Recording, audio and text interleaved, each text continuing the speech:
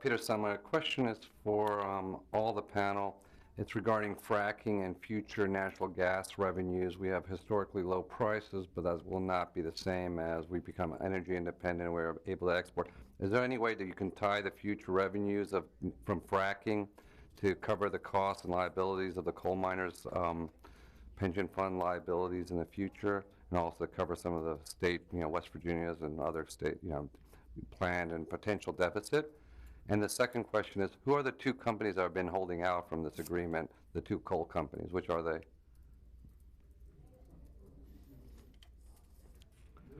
I will answer the first. Joe can answer. Okay.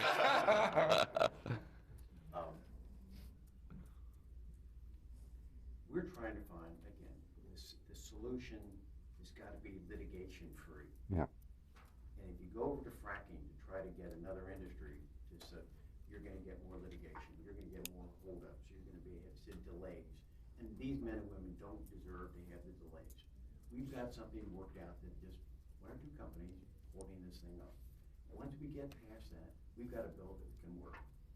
But let me just underscore again one thing that I forgot to mention, or maybe you picked up on it.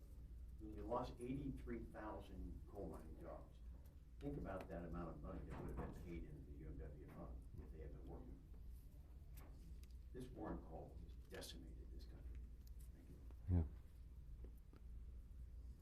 First of all, the coal severance tax that West Virginia got, and all the states would get severance tax, and the federal government got severance tax, and everybody that basically had any product in their reserves in their states.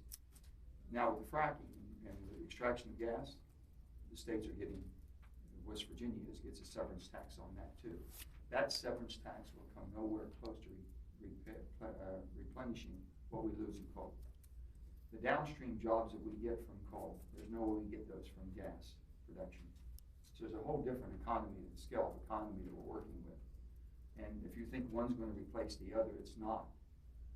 With that being said, and the companies, you all can figure the two companies. We're not name calling today, but we need everyone to participate because everyone has an obligation, responsibility, and for them to shed that responsibility, like they have done through a lot of bankruptcies, intentional bankruptcies that have shed that responsibility. And this is not a hard. You can follow this without us spelling it out. People have to step to the plate now and do the right thing. That's all we're asking.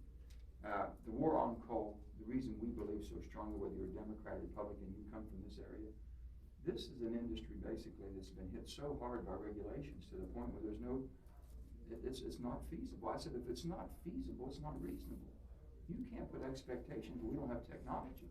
And if the federal government won't invest in the technology to get us to the level that they would like, then how do they expect us to be able to meet that? So their intention was to put us out of business. They've done a good job of that.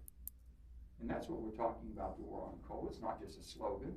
It's really, if you look at Appalachia and how the regulations that we're held to from mining versus different areas of the country, it's completely different. So it was intentional and it was directed, and we're right in the middle of the eye.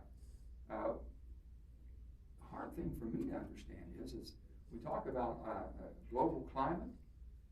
Well, global climate, I believe, means the globe. It doesn't mean just North America. If you believe the wind currents and ocean currents start and stop in North America, then you believe the world's still flat. The globe is what it is. There's 7 billion plus people. There's 1 billion tons of coal being consumed in the world. If you take all the production, all of it from the United States of America, not another lump of coal to be burnt or sold, you're taking about a little over 900 million tons out, less than 1 billion. That means there's still 7 billion tons being burnt around the world. And there's little, if any type of cleanliness to it. They don't even use the scrubbers. They don't use the low NOx boilers. They don't use bag houses. All the things that we perfected. And with a little bit of help from the federal government, we can get to the next generation of carbon capture sequestration that's feasible. But they put basically roadblocks up. They don't want the product anymore. You can't run, the world economy will not run without fossil. It might 20, 30, 40 years from now, but not in the near future. We're just trying to be reasonable and responsible and make it as clean as possible. We want to be part of the solution, but we haven't had an administration working with us. And it's not, I'm a Democrat. I'm just stating facts. I said, you're entitled to your own opinion. You're just not entitled to your own facts. And, this is what we're dealing with, so it's been challenging to say the least.